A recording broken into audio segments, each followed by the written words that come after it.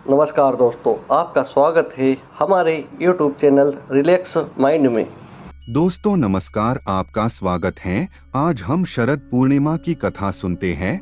हरे कृष्णा। प्रत्येक वर्ष आने वाले अश्विन मास के शुक्ल पक्ष की पूर्णिमा को शरद पूर्णिमा के नाम से जाना जाता है। यह अत्यंत विशेष दिन है जिसका न सिर्फ धार्मिक अपितु आध्यात्मिक, शारीरिक, सामाजिक और वैज्ञानिक महत्व भी है। वर्ष में आने वाले सबसे महत्वपूर्ण दिनों में से एक दिन है यह, जब रात्रि में चंद्रमा अपनी संपूर्ण 16 कलाओं के साथ आकाश में उदित होते हैं। हमारे वैदिक ग्रंथों में कहा गया है कि चंद्र की किरणों में औषध गुण होते हैं। इस पृथ्वी पर जितने भी धान्य, फल, फूल, पत्ते इत्यादि उगते हैं, उन सब के अंदर जो रस है वह इस चंद्रमा के प्रकाश से ही आता है। और शरद पूर्णिमा की रात्रि को चंद्रदेव अपने संपूर्ण 16 कलाओं के साथ आकाश में खिल जाते हैं। इसलिए इस दिन चंद्र की किरणों में सबसे अधिक औषधीय गुण पाए जाते हैं। इसीलिए मनुष्य के स्वास्थ्य के लिए भी यह शरद पूर्णिमा का दिन अत्यंत महत्वपूर्ण माना गया है। आयुर्वेद के अनेक वैद्य और आचार्यगण इस दिन अनेक औषधियों का निर्माण चंद्रदेव की इस चांदनी में करते हैं। कहते हैं कि इस रात्रि में जो चंद्र की किरणें धरती पर गिरती हैं उसमें अमृत होता है। तो चलिए आज अत्यंत महत्वपूर्ण शरद पूर्णिमा के इस उपलक्ष्य पर हम इसी से जुड़ी हुई एक पौराणिक कथा का श्रवण करते हैं। यह कथा है भगवान श्री कृष्ण और उनकी सर्वश्रेष्ठ भक्त व्रज की गोपियों के साथ जुड़ी हुई। और शरद पूर्णिमा के दिन ही भगवान श्री कृष्ण ने यह महारास नृत्य लीला की थी। यह उस समय की बात है जब भगवान श्री कृष्ण की आयु 6 वर्ष की हो चुकी थी। उस समय एक दिन शरद ऋतु की रात्रि में जब चंद्रमा अपनी पूर्ण 16 कलाओं के साथ आकाश में उदित हुए थे और चारों ओर उनकी मधुर चांदनी बिखरी हुई थी, अनेक पुष्प और लताएं इस सुंदर श्वेत वातावरण में सुगंधित वायु की लहरों पर नृत्य कर रहे थे। भंवरे अपनी सुगंध प्रसारित करते हुए अनेक पुष्पों पर विहार कर रहे थे।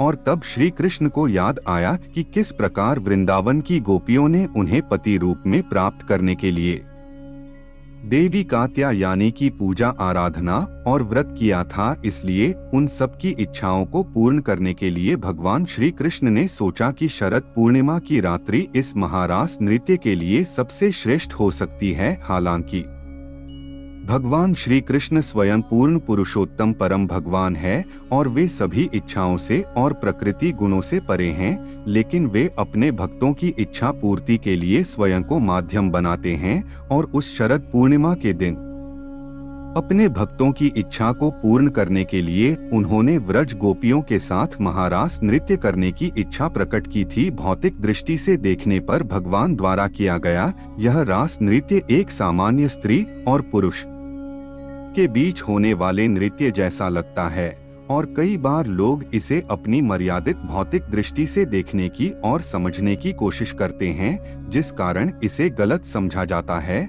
और सामान्य मनुष्य अपनी बद्ध अवस्था में जब इसका अनुकरण करने का प्रयास करता है तो वह इस दिव्य लीला को समझे बिना मात्र उसके प्रति अपराध ही कर बैठता है। इसलिए भगवान के इस रास नृत्य लीला को हमें कभी भी साधारण नहीं समझना चाहिए। भगवान स्वयं प्रकृति के सभी गुणों से ऊपर हैं, उनके अंदर हमारे जैसे कोई भी भौतिक विकार नहीं है। इसलिए हम भगवान की इस लीला को अपनी भौतिक इंद्रियों से कभी भी नहीं समझ सकते। इस बात को हमें हमेशा याद रखना चाहिए। इसलिए इसका सबसे श्रेष्ठ उपाय यही है कि हम अपने आचार्यों के आदेश और उनके द्वारा दिए गए निर्देशों का ही अनुसरण करें, क्योंकि वृंदावन की गोपियों की स्थिति भगवान के सभी भक्तों में सबसे ऊपर और सबसे श्रेष्ठ है। शल कृष्णदास कविराज गोस्वामी चैतन्य चरितामृतम और काम इन दोनों के बीच के अंतर को समझाते हुए लिखते हैं, काम प्रेम दो का विभिन्न लक्षण लौ आरम यक्ष स्वरूपे विलक्षण आत्म इंद्रिय प्रीति वाछा तारे बलि काम कृष्ण।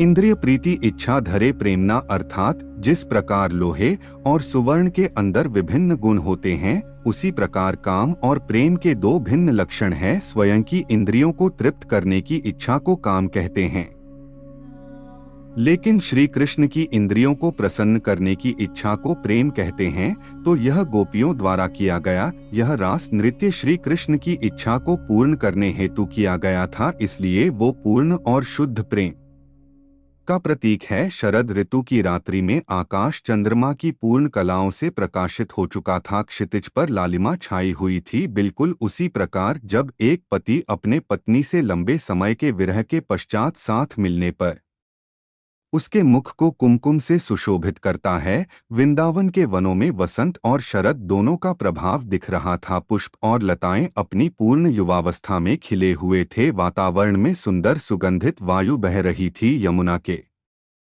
जल से उड़ने वाली शीतल जल की बूंदें आसपास के स्थान को शीतल और मधुर बना रही थी। यमुना नदी ने अपने हाथों से अपने किनारों पर मुलायम रेत बिखेरी हुई थी और ऐसे समय में यमुना किनारे वंशी वट पर श्री कृष्ण ने अपनी दिव्य बांसुरी की मधुर धुन छेड़ दी और सभी गोपियों को बलाने ग्लॉसुस की इस बांसुरी के सुर में अपना अपना नाम सुनाई दे रहा था और उसमें यह संदेश भी था कि कृष्ण आपसे नृत्य करना चाहते हैं। उस समय यह सभी गोपियां अपने अपने घरों में विभिन्न कार्य कर रही थी, जैसे कि कुछ गायों का दूध निकाल रही थी, कुछ अपने बच्चों को खाना खिला रही थी, कुछ घर के कामों में व्यस्त थी। और फिर भी श्री कृष्ण का यह संदेश मिलते ही वे सब अपने अपने काम आधे अधूरे छोड़कर तुरंत उसी क्षण भगवान की इस इच्छा को पूरा करने के लिए मध्यरात्रि के उस समय में भगवान के पास आ पहुंची। उस समय उनकी एकमात्र इच्छा श्री कृष्ण की इच्छा को पूर्ण करने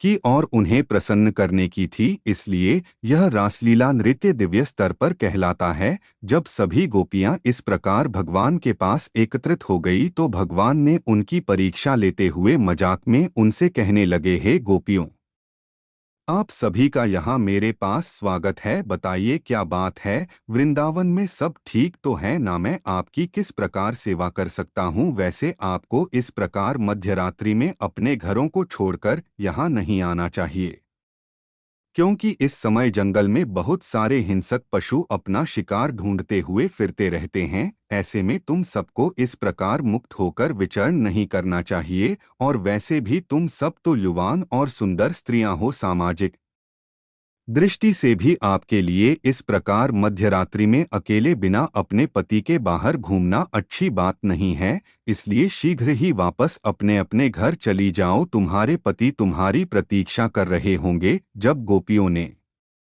श्री कृष्ण के इस प्रकार औपचारिक वचनों को सुना तो वे सभी बड़ी उदास हो गई। उन्हें क्रोध भी आया कि एक तो कृष्ण पहले बुलाते हैं और फिर अभी ऐसा बोलते हैं। लेकिन अंततः वे सभी गोपियां कृष्ण के सामने रोने लगी और रोते हुए उनसे कहने लगी, हे कृष्ण, तुम अत्यंत क्रूर हो। भले ही तुम परम भगवान हो और अपनी इच्छा अनुसार कुछ भी कर सकते हो, लेकिन हम पूर्ण रूप से तुम्हें समर्पित हैं। हम सब कुछ छोड़कर तुम्हारे पास आई हैं।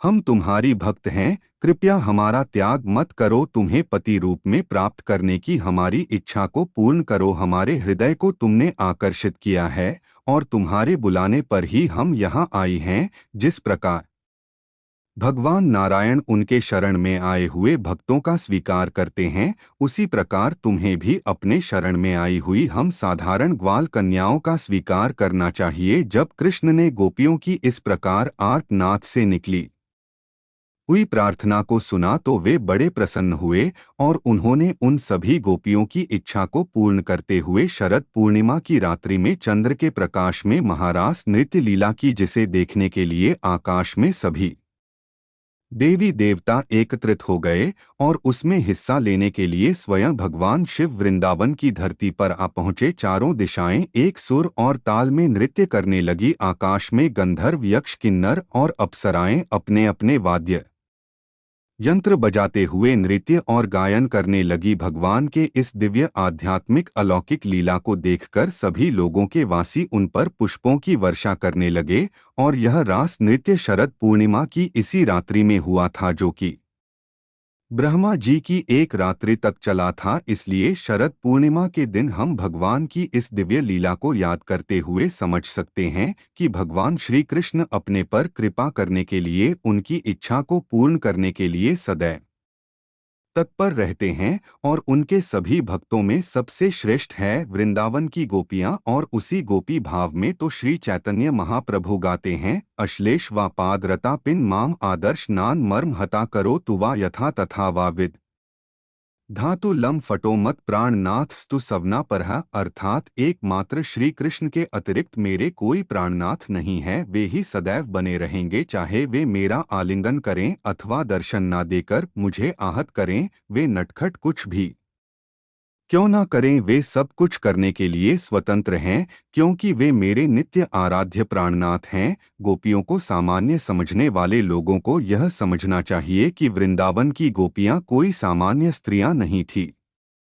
वे भगवान के शुद्ध भक्त और नित्य पार्षद थी, जिनके लिए श्री कृष्ण ही एकमात्र स्वामी थे। उनकी इच्छा को पूर्ण करना ही एकमात्र उनके जीवन का लक्ष्य था और उनकी किसी भी प्रकार से सेवा करना ही उनका का नित्य धर्म था। और तभी तो जब द्वारिका में भगवान की किसी भी रानी ने अपने पति श्री कृष्ण के सिर दर्द को ठीक करने के लिए अपने चरण धूलि देने से मना कर दिया था, सिर्फ इस भय से कि कहीं ऐसा करने से उन्हें नरक में ना जाना पड़े। वहीं दूसरी ओर श्री कृष्ण को स्वस्थ करने के लिए जब नारद मुनि वृंदावन में गोपियों के पास गए तो वे सभी गोपियां भर भर कर अपनी चरण धूल देने लगी। वे जानती थी कि ऐसा करने से उन्हें नरक की यातना भुगतनी पड़ सकती हैं, लेकिन फिर भी कृष्ण को स्वस्थ करने के लिए वे कई जन्मों तक ऐसे नरक की यातना को भी सहने के लिए तैयार थी। और यही है वास्तविक प्रेम, जिसमें स्वयं की नहीं कृष्ण की इंद्रियों को